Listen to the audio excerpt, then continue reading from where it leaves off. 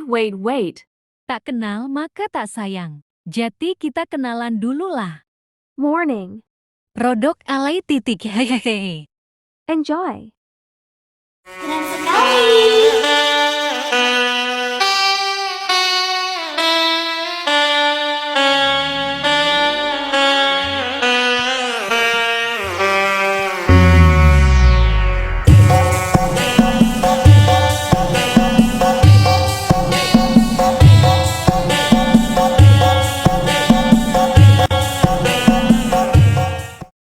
Bentar deh. A few moments later. Macam tak betul je budak ni. Awas jatuh. Assalamualaikum warahmatullahi wabarakatuh. Halo semuanya, selamat pagi, siang, dan malam. Perkenalkan, kami dari kelompok 1 kelas 17 ingin menjelaskan tentang materi geografi yang bernama terbentuknya planet bumi. Kelompok 1 beranggotakan 6 orang, dengan saya Atika Celsar Madani, dan saya Agustin Primelda, dan saya Cynthia Eka Afriana, Saya Nasrullah Al-Sadi, dan saya Jaya Jenderal Bento. dan ada satu anak yang belum bisa bergabung pada siang hari ini, yaitu Wahyu Astagfirullahaladzim. Diansyah. Dan berikutnya akan kita jelaskan materi yang akan kami paparkan. Ini saya akan menjelaskan teori terbentuknya planet bumi. Yang pertama ada teori Big Bang. Teori Big Bang adalah teori kosmologis yang menjelaskan asal-usul alam semesta secara keseluruhan. Ini bukan teori tentang pembentukan planet bumi secara khusus. Menurut teori ini, alam semesta berasal dari ledakan besar dan terus berkembang sejak saat itu.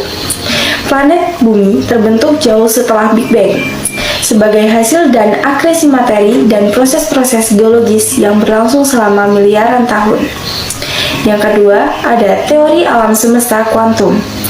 Ini adalah teori fisika yang berfokus pada perilaku alam semesta dalam skala yang sangat kecil, yaitu skala kuantum. Ini mencakup konsep-konsep seperti mekanika kuantum dan relativitas umum yang membantu kita memahami fisika dasar alam semesta. Ini juga tidak secara langsung berkaitan dengan pembentukan planet bumi. Yang ketiga ada teori Riemann. Pembentukan planet bumi lebih terkait dengan disiplin ilmu seperti ilmu bumi, astronomi, dan geologi. Teori-teori dalam bidang ini termasuk teori nebula solar, matahari muda. Teori-teori lain termasuk tabrakan planet simal dan akresi. Rotasi bumi dan revolusi bumi. Rotasi adalah gerakan bumi berputar pada sumbunya sendiri. Bumi berputar sekitar sumbu utara selatan yang disebut sumbu bumi. Kecepatan rotasi. Bumi berputar dengan kecepatan rata-rata sekitar 1670 km per jam pada khatulistiwa. Dampak rotasi. Rotasi bumi menyebabkan siklus siang dan malam. Bumi dibagi menjadi 24 jam dan setiap wilayah mengalami periode siang dan malam yang berbeda saat bumi berputar. Efek Coriolis. Rotasi bumi juga menyebabkan efek Coriolis yang memengaruhi arah angin, arah laut, dan gerakan objek di permukaan bumi. Revolusi bumi. Revolusi bumi adalah gerakan bumi yang mengelilingi matahari dalam lintasan yang disebut orbit. Bumi membutuhkan sekitar 365,25 hari untuk menyelesaikan satu revolusi penuh di sekitar matahari. Aksentrisitas orbit. Orbit bumi tidak sempurna, tapi agak elips. Bumi berada dalam jarak yang berbeda dari matahari selama 1 tahun. Jarak terdekat disebut perihelion, sementara jarak terjauh disebut aphelion. Musim. Revolusi bumi memengaruhi perubahan musim. Saat bumi bergerak dalam orbitnya, sudut sinar matahari yang mencapai berbagai wilayah bumi berubah, menyebabkan musim semi, panas, gugur, dan dingin. Kombinasi rotasi dan revolusi bumi adalah dasar bagi berbagai fenomena alam, seperti siang dan malam, perubahan musim, dan pola iklim di seluruh dunia. Ini juga penting dalam penentuan waktu, navigasi, dan ilmu astronomi. Periode rotasi dan revolusi bumi adalah dasar untuk membentuk sistem kalender yang digunakan secara luas. Struktur lapisan bumi. 1. Krusta atau kulit bumi. Krusta adalah lapisan terluar bumi yang kita tinggali ini sangat tipis dibandingkan dengan bagian lainnya dan beragam dalam ketebalan. Komposisi krusta terdiri dari batuan padat yang berbeda seperti kerak samudra dan kerak benua. Kerak samudra terbuat dari batuan basaltik, sedangkan kerak benua terbuat dari batuan granitik yang lebih ringan. Kedua, mantel. Mantel adalah lapisan yang lebih tebal yang berada di bawah kerak ini berisi batuan panas yang cukup elastis untuk mengalir secara lambat. Komposisi mantel terutama terdiri dari batuan beku padat yang memiliki sifat plastis pada kedalaman tertentu.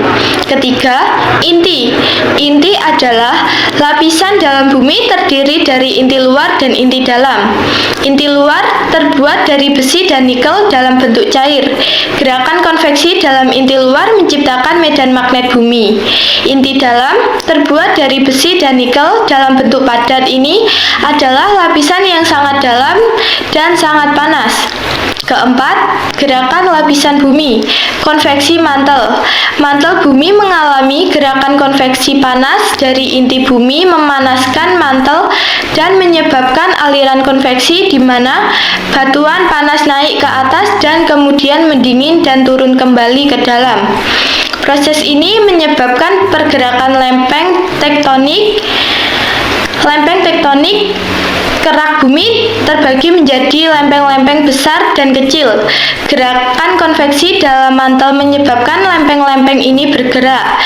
Interaksi di antara lempeng-lempeng ini menghasilkan peristiwa geologi seperti gempa bumi, vulkanisme, dan pembentukan pegunungan.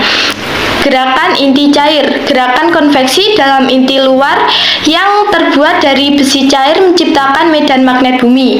Medan magnet ini melindungi bumi dari radiasi berbahaya dari matahari dan membantu navigasi kompas.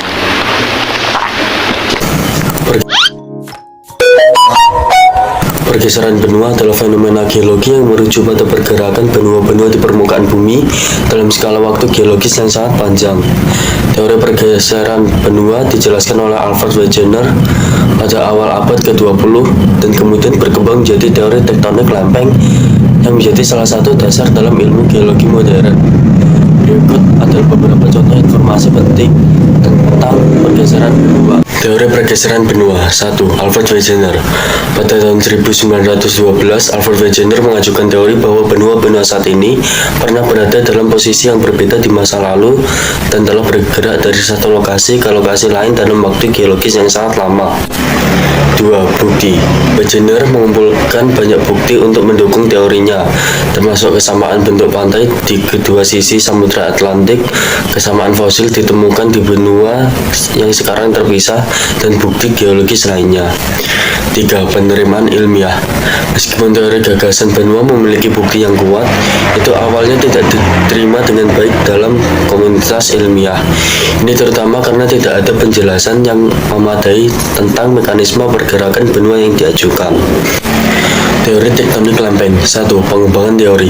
Pada tahun 1960-an, teori tektonik lempeng diusulkan. Ini menyatakan bahwa lapisan luar bumi terdiri dari lempeng-lempeng besar yang mengapung di atas mantel. Pergerakan lempeng-lempeng ini adalah yang menyebabkan pergeseran benua.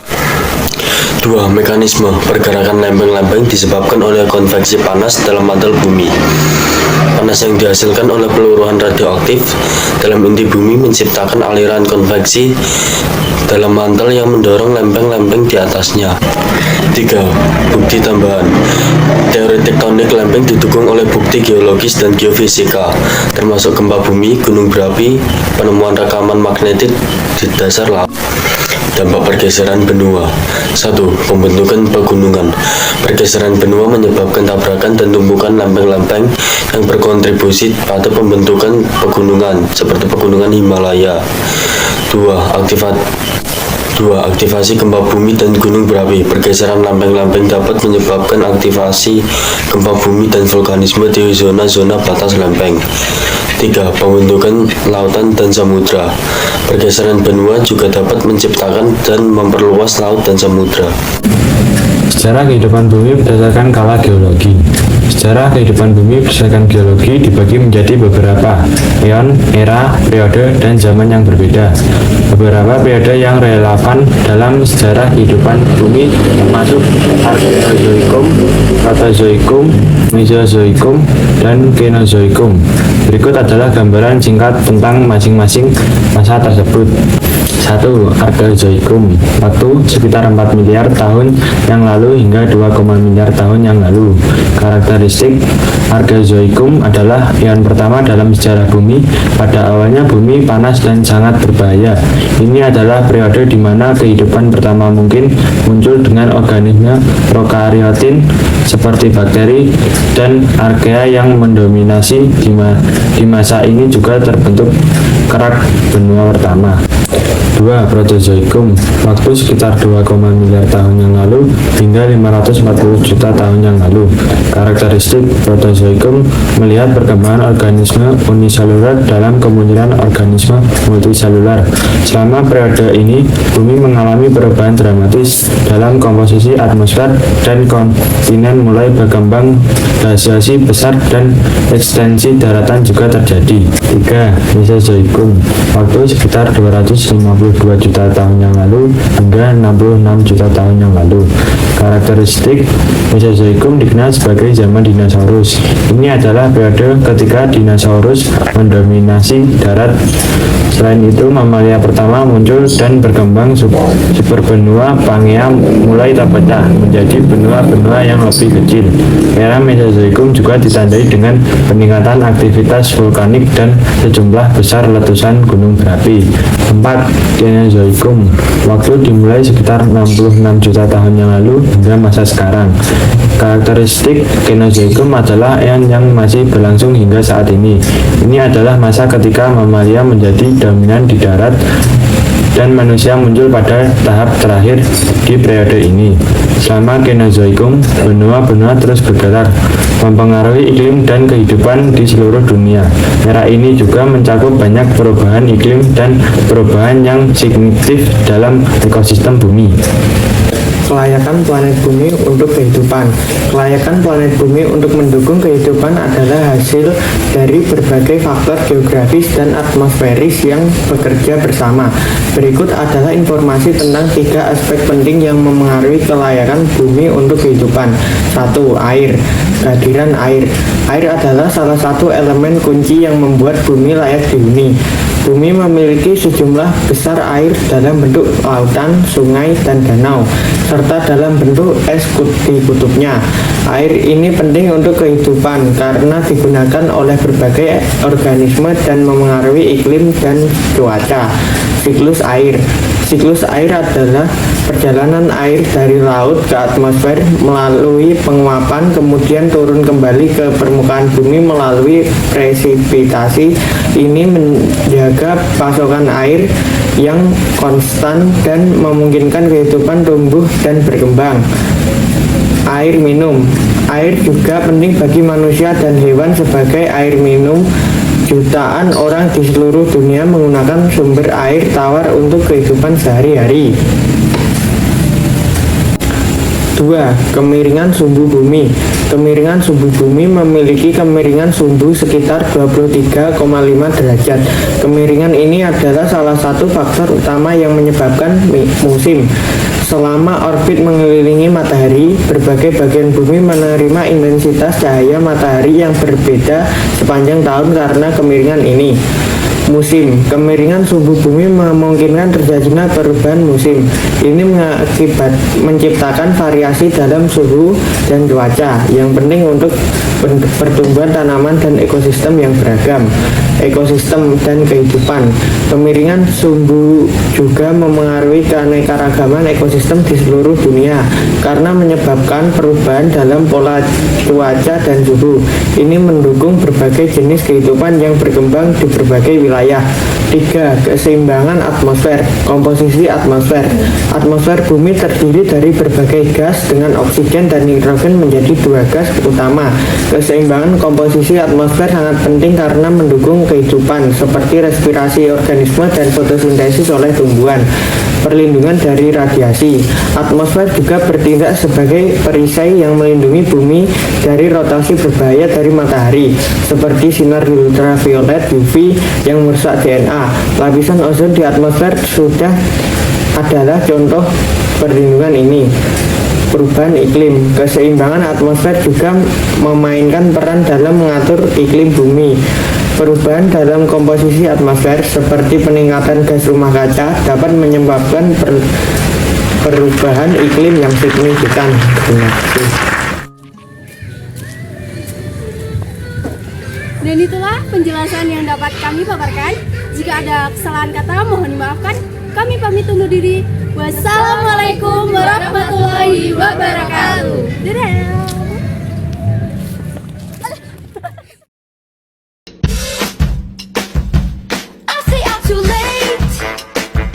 Got nothing in my brain. That's what people say. That's what people say. I go on.